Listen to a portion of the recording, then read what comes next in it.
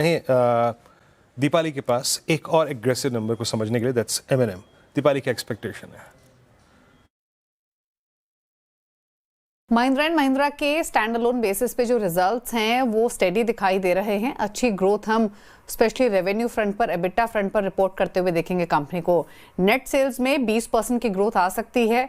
मुनाफा सिर्फ 4% बढ़ते हुए दिखाई दे रहा है जो एक्सपेक्टेशंस है वाईवाई बेसिस पे।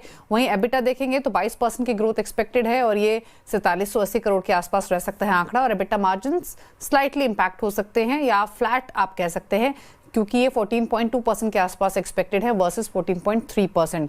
दरअसल जो रेवेन्यूज में स्ट्रॉन्ग डबल डिजिट ग्रोथ दिखाई दे रही है उसके पीछे स्ट्रॉन्ग ऑटो और ट्रैक्टर वॉल्यूम्स का पार्टिसिपेशन है।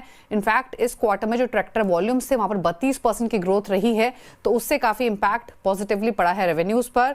सिमिलरली अगर आप प्रॉफिटेबिलिटी कम जो बढ़ रही है उसके पीछे दो इंपॉर्टेंट कारण हैं।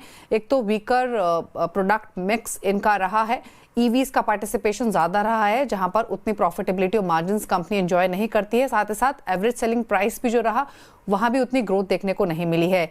इसीलिए जो प्रॉफिटेबिलिटी पर इंपैक्ट देख रहे हैं due to higher EV mix की वजह से देख रहे हैं।